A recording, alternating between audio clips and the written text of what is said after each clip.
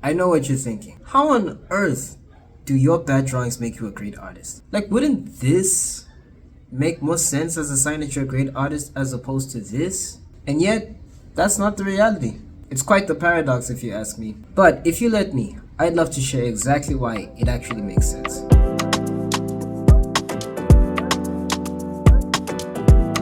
So I'll make an example of myself who has recently come back in a drawing.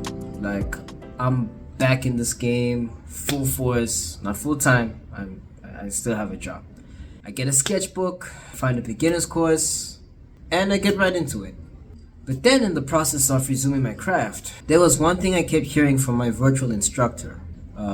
Shout out Mark Markowski. And it was more of a paraphrase of what he actually said, but the essence was, don't get attached to your drawings.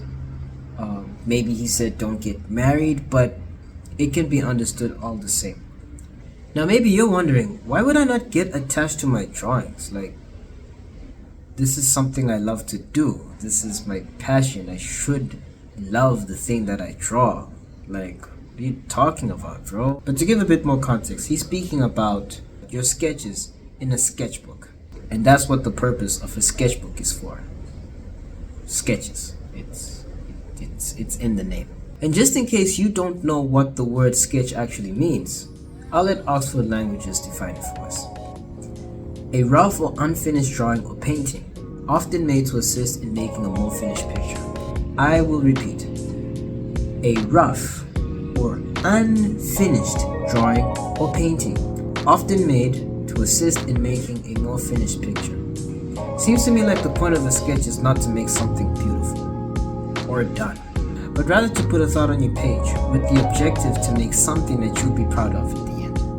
I think, and I can attest to this with my own experience, that it's so easy for us to get stuck on the idea of the finished drawing, like the rendered drawing, the pretty drawing. And then we lose out on what actually makes a drawing good.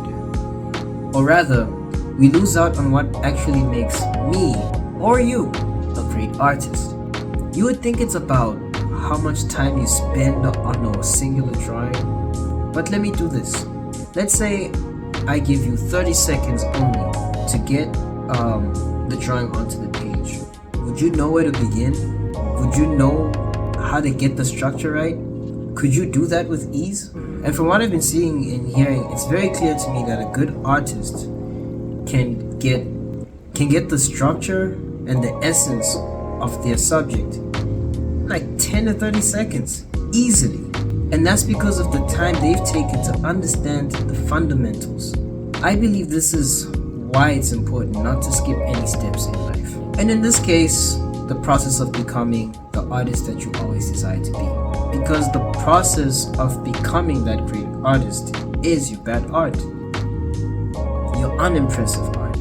The art that you're ashamed of. The one you don't want to show anybody. It is the bridge and the path to making the art that you've actually always wanted to make. Some of the best artists that I have seen and admire, like Patrick Jones, Mark Markowski, Mike Matesi, Stan Prokopenko, just to name a few. And they always encourage the habit of incomplete drawings, or rather sketches. Because the point of sketches is to train.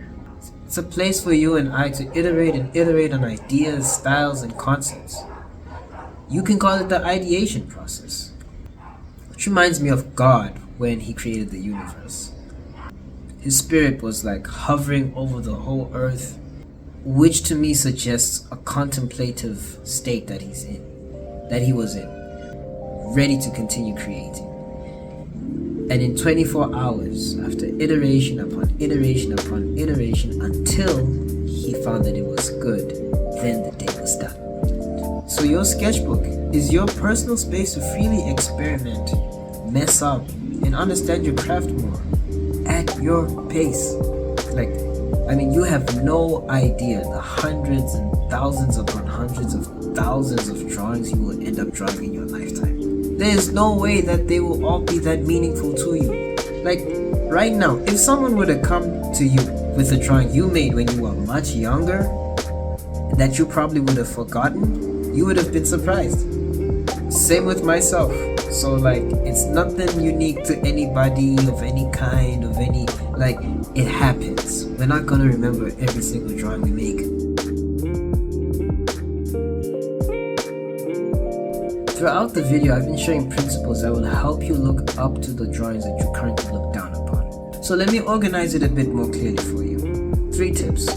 Number 1, your sketchbook is for sketching. It's not for rendering or for the final drawing you end up making. It's not there to impress the people around you and your loved ones. It's not your portfolio book. It is a place for you to put ideas down, try, fail, experiment, learn. Like, understanding what your sketchbook is for removes the pressure. And if you don't have a sketchbook and are probably using printed paper that's available around you, the same principle applies the same. Don't get attached. It's just for sketching. Number 2, the artists you admire have bad drawings too. It is just part of the process. And it's actually the secret ingredient to all their great works of art. And finally, number 3, don't look at it as bad drawings, but rather practice drawings. Drawings that are the first step of many that will get you to the drawings that you want to make. But if you're not sure on how to begin the habit of practice, I've created a free worksheet that will guide you on how to create the habits and hone the skills that will take your art to the next level. Just click on the link below. If you ever discouraged before or were intimidated to even get started, I hope this video was helpful for you and that you realize how low the bar actually is. It's only up from here, and I look forward to meeting you there. Till next time, take care.